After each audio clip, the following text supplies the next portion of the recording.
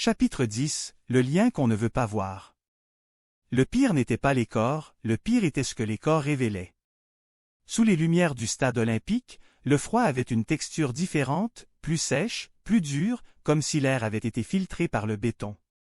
Montréal semblait immense à cet endroit, mais aussi étrange, presque inhumaine, avec ses grands espaces ouverts et ses angles trop larges. Yvon Tremblay ne parlait pas, il observait. Le policier, lui, portait ce visage qu'on voit chez ceux qui viennent de franchir un point de non-retour, ce mélange d'hésitation et de décision qui dit qu'il n'y aura plus de solution propre. Poutine restait proche de Yvon, silencieux, sans tirer sur la laisse, sans aboyer, mais trop attentif pour que ce soit normal. Le chien bougeait à peine, comme si tout son corps s'était transformé en radar. Le policier fit signe à Yvon de s'éloigner légèrement, pas très loin, seulement assez pour que personne n'entende leur conversation. Il parla d'une voix basse et directe, en expliquant que les victimes 9 et 10 n'avaient pas été choisies au hasard.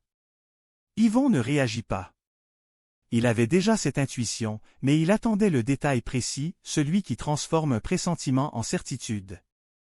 Le policier sortit son téléphone, ouvrit des notes, fit défiler quelques lignes, et son doigt trembla à peine, juste assez pour montrer que ce qu'il s'apprêtait à dire lui coûtait plus qu'il ne voulait l'admettre.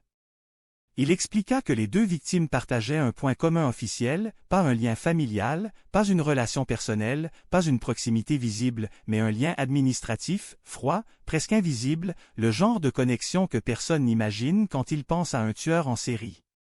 Les deux avaient eu affaire à la même institution. Yvon demanda laquelle. Le policier hésita une fraction de seconde, comme si ce nom avait un poids particulier au Québec, puis il le prononça calmement. La Direction de la protection de la jeunesse, la DPJ.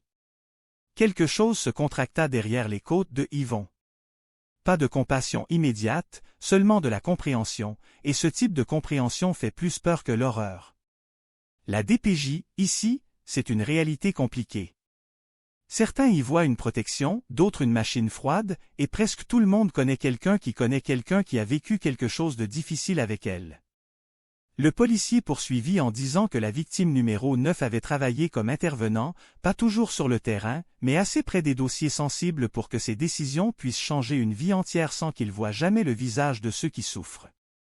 La victime numéro 10, elle, n'était pas employée. C'était un ancien enfant du système, un adulte maintenant, quelqu'un qui avait porté cette étiquette toute sa vie sans jamais vraiment pouvoir l'enlever. Leur nom apparaissait dans le même dossier, un vieux dossier, mais pas assez vieux pour être oublié.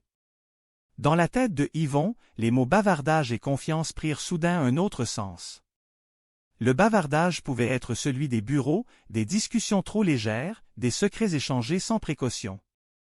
La confiance, elle, devenait le mot le plus cruel possible dans un dossier d'enfant, parce que tout repose sur ça, et quand elle est trahie, elle laisse une cicatrice qui ne guérit jamais. Yvon demanda si ce dossier avait été médiatisé. Le policier répondit que non, pas officiellement, mais qu'il y avait eu une rumeur, une plainte, une enquête interne, puis le silence, ce silence qu'on choisit parfois quand une vérité devient trop lourde à porter. Et les tueurs adorent le silence. Yvon posa une autre question, plus directe, en demandant comment le tueur pouvait avoir accès à ces informations. Le policier répondit que c'était précisément le problème, parce que ces données ne sont pas censées circuler. Elles ne quittent pas les systèmes fermés, sauf si quelqu'un les sort volontairement, ou si quelqu'un fait déjà partie du système. Yvon observa la silhouette massive du stade et pensa à tous ces bureaux, à toutes ces institutions où des décisions sont prises en silence pendant que leurs conséquences explosent ailleurs.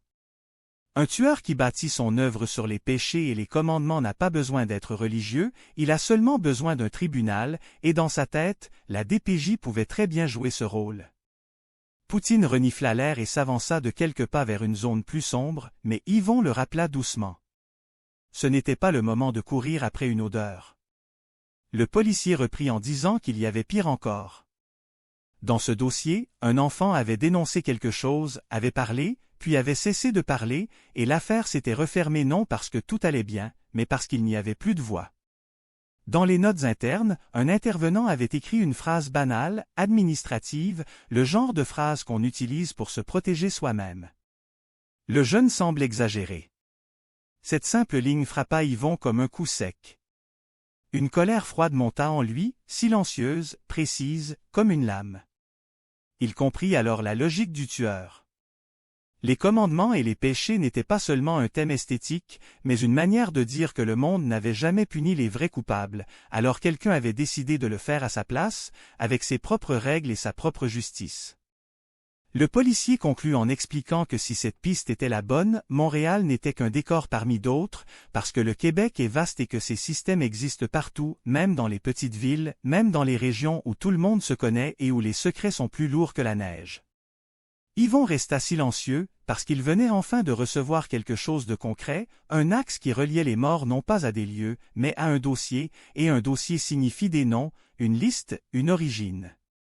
Poutine revint près de lui et leva la tête avec cette intensité qui ressemblait presque à un avertissement.